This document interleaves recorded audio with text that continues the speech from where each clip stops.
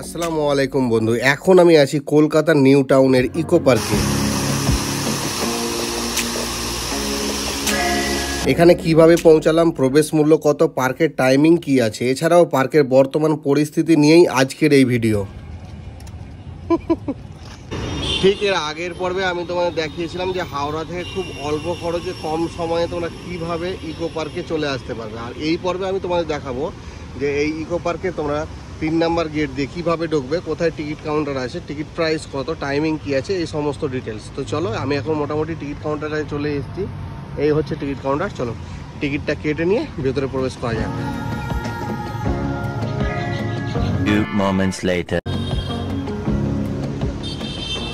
এই হচ্ছে টিকিট, দুজনের টিকিটের দাম লাগলো 60 টাকা করে। আর 60 টাকা করে টিকিট কাটার পরে কিন্তু তোমরা ভেতরে ঢুকতে হবে এখান দিয়ে। তার আগে এই জায়গাটা দেখতে হবে, এখানে দেখো অনেকগুলো স্টল আছে, এমনকি সামনেও আছে একটা স্টল বাচ্চাদের খেলার মতো। যাই চলো আমরা ভেতরে যাব। আর এই 3 নাম্বার গেট ছাড়াও কিন্তু তোমরা আরও অনেকগুলো গেট আছে, সেই গেট দিয়ে ঢুকতে পারো। কিন্তু আমি 3 নাম্বার দিয়ে ঢুকলাম কারণ আমাকে এখন 7 ওয়ান্ডার্স দেখতে যেতে হবে। ইকো পার্ক সোমবার বাদ দিয়ে প্রতিদিন 12:30 থেকে রাত্রি 8:30 পর্যন্ত খোলা থাকে। তবে ইকো পার্কের 6 নাম্বার গেট 11:30টায় ওপেন হয়ে যায়। আর পার্কের প্রবেশের টিকিট সন্ধ্যে 7:30 পর্যন্ত দেওয়া হয়। 3 বছরের ঊর্ধ্বের টিকিট বাধ্যতামূলক।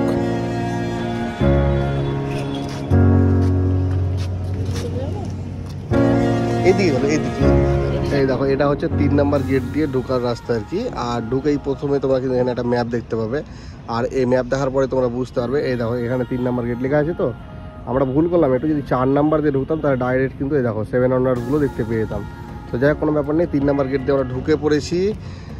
এবার আমরা কি করব, এই দেখো এই যে রাস্তাটা 3 নাম্বারের পাশ দিয়ে যাচ্ছে, এই রাস্তা বরাবর সোজা একটুখানি হেঁটে যেতে হবে। হ্যাঁ, তাহলে কিন্তু আমরা একদম সোজা চলে যেতে পারবো 7 ওয়ান্ডার্স দেখতে। এখানে বলে রাখি, আমি যে এই 1 নাম্বার 2 নাম্বার 3 নাম্বার গেট বলছি, এইগুলো তোমরা কি দেখতে চাইছো সেই ভিত্তিতে টোটোওয়ালাকে বললেই সেই গেটের সামনে নামিয়ে দেবে। তোমরা যদি 3 নাম্বার গেট দিয়ে ঢুকে পড়ো তাহলে প্রথমে কিন্তু ঢুকেই দেখতে পাবে, এই দেখো এইটা হচ্ছে মুখোশ গ্রাম। আর এর ভেতর দিয়ে রাস্তা আছে একটা, সেই রাস্তা বরাবর গেলে তোমাদের ভালো করে দেখাতে পারতাম। আমি একটু তাড়াহুড়ো করে এদিকে যাচ্ছি একটাই কারণ, সেটা হচ্ছে আমি 7 ওয়ান্ডার্স দেখতে আজকে মেনলি এসেছি। তো সেই জন্য এই মুখোশ গ্রামে আর ঢুকলাম না। এখানে দেখতে হবে বিভিন্ন রকমের মুখোশ আছে আর একটা গার্ডেন আছে চারিদিকে। দাঁড়াও, এই জায়গাটা থেকে ভালো দেখা যাবে। এই দেখো এইখানে আছে মুখোশগুলো। এইরকম মুখোশ কিন্তু এই পুরো বাগান জুড়ে কিন্তু সব জায়গায় জায়গায় একটা করে আছে। যাই হোক, চলো আমরা সামনের দিকে এগোবো। আর এই মুখোশ গ্রামের পরে ঠিক দেখতে পাবে তোমরা এইরকম টয় ট্রেন আছে। আর এই স্টেশনটার নাম বলছে ঘুম স্টেশন। এই দেখো এখানে লেখা আছে। আর এটা হচ্ছে আগেকার টয় ট্রেন একটা ছিল, আমি জানতাম। আর এখন দেখছি নতুন করে এইখানে একটা কিন্তু বড় টয় ট্রেন আছে। এই দেখো, তাড়াতাড়ি চলো। ঘুম স্টেশন থেকে ঘুরে একটুখানি এসেই কিন্তু এরকম ফোয়ারা তোমরা দেখতে পাবে। বেশ সুন্দর লাগছে কিন্তু এই জায়গাটা দেখতে। দেখো,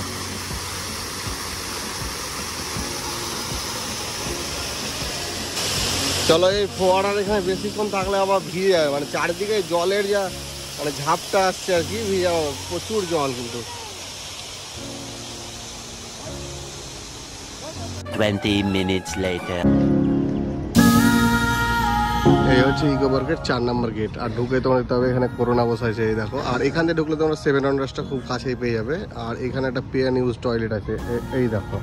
আর ঠিক এইখান দিয়ে কিন্তু আমাদের এখন ভেতর দিকে যেতে হবে, তাহলে 7 ওয়ান্ডার্স দেখতে পাবো।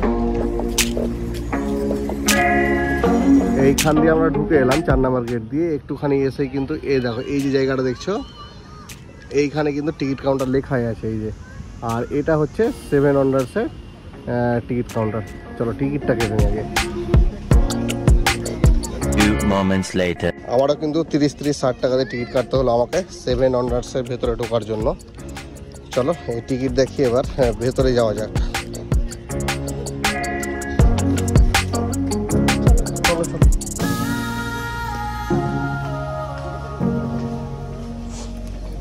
চলো চলো। হ্যাঁ, অনেক কিছু আছে।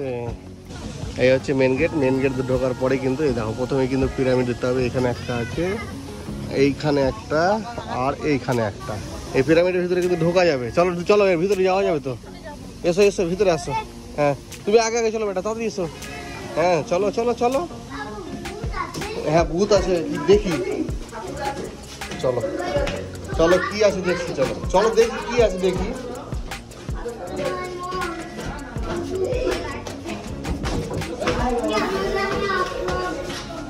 কেন আসলাম?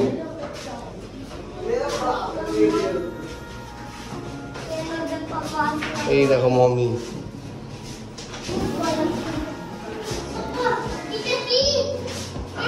এবার বলি পিরামিড কি। এই পিরামিড হলো একটি সমাধি বা কবর, যা মিশরে ছোট বড় মিলিয়ে ৭৫টি দেখা যায়। মূলত তখনকার সময় রাজা বা শাসককে তার মূলধন সহ সমাধি দেওয়ার জন্য এই পিরামিডগুলি নির্মাণ করা হতো। এই পিরামিড সহ পৃথিবীর ৭ম আশ্চর্যের মধ্যে যে ৭টি স্থান রয়েছে সমস্তটাই ইকো পার্কের মধ্যে দেখতে পাবে। মিশরের পিরামিড পার করে এসেই তোমরা দেখতে পাবে পেট্রা জর্ডন, যেটা বর্তমানে জর্ডনে থাকলেও আগে আরবের একটি প্রাচীন শহর নামে বিখ্যাত ছিল। আর এটা মূলত একটি সুরক্ষিত দুর্গ, যেটি প্রাকৃতিক সৌন্দর্য আর ভিতরের স্তম্ভগুলির জন্য বিখ্যাত। এবার চলে এসেছি ক্রাইস্ট দ্য রিডিমার মূর্তির কাছে, যেটি ব্রাজিলের রিও ডি জেনেরোতে অবস্থিত। এটি বিশ্বের বৃহত্তম যীশু খ্রিস্টের মূর্তি, যা প্রায় ৯৮ ফুট লম্বা, আর যে হাত দুটি বেরিয়ে আছে তার দৈর্ঘ্য প্রায় ৯৮ ফুট।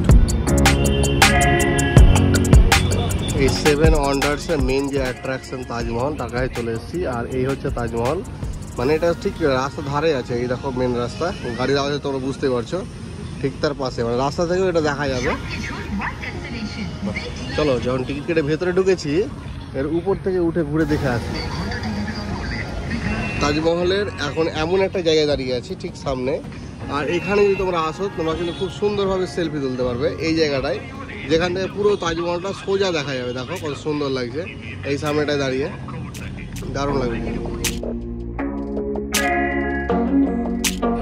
এর উপরে যাওয়ার জন্য কিন্তু এই দেখো সিঁড়ি করে দেওয়া আছে। এই দেখো এখান দিয়ে কিন্তু তোমরা উপরে গিয়ে উপরটা দেখে আসতে পারবে।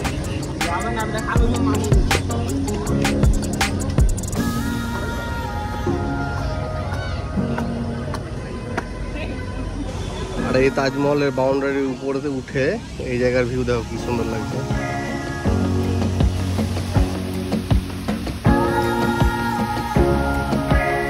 দেখো এখানে হচ্ছে চীনের প্রাচীর, যেটা এখান দিয়ে শুরু হচ্ছে আর এখান দিয়ে নেমে আসবে।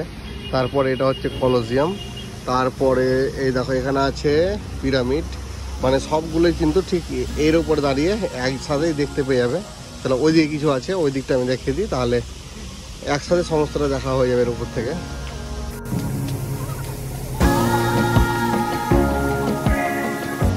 এই দেখো পেট্রা জর্ডন আছে এখানে, আর এখানে আছে মোয়া এগুলো, এই যে, আর ওখানে আছে ক্রাইস্ট দ্য রিডিমার মূর্তি। এই দেখো মানে সমস্তটাই কিন্তু একই জায়গায় দাঁড়িয়ে তোমরা খুব সহজে দেখে নিতে পারবে।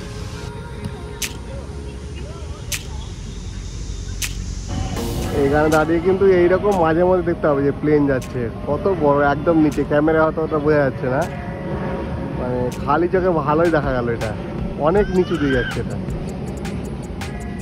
যারা চীনের প্রাচীরে উড়ো ভাবছো দেখে বুঝতে পারবে। এই দেখো এই যে রাস্তাটা যাচ্ছে না, এই রাস্তা গিয়ে এই দেখো এই যে সিঁড়িটা দেখতে পাচ্ছ, এখান দিয়ে সিঁড়ি উঠছে, সিঁড়ি উঠে একদম এই উপর দিয়ে ঘুরে এসে কিন্তু একবারে তোমরা এইখান দিয়ে এই জায়গাটা দিয়ে নেমে যেতে পারবে। এই জায়গাটা দিয়ে আমি আর গেলাম না, কারণ এর আগে একবার ঘুরে এসেছি, অনেকটা হাঁটতে হয় এই রাস্তাটা, অনেকটা।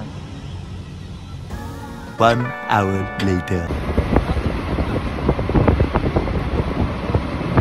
ইকো পার্কের 7 ওয়ান্ডার্স দেখে এবার চললাম হোটেলের দিকে। আজকের ভিডিওটা এতটাই। 7 ওয়ান্ডার্সের মধ্যে যা যা ছিল মোটামুটি সমস্তটাই দেখানোর চেষ্টা করেছি। আর কালকে নিউ টাউনের হোটেল থেকে বেরিয়ে আমরা কলকাতা আরও একটা দারুণ ফেমাস জায়গা ঘুরে দেখবো। সেই গল্প নিয়ে পরবর্তী ভিডিওতে আসছি। विभिन्न भौगोलिक आकार एवं आकृतियां निर्मित हुई।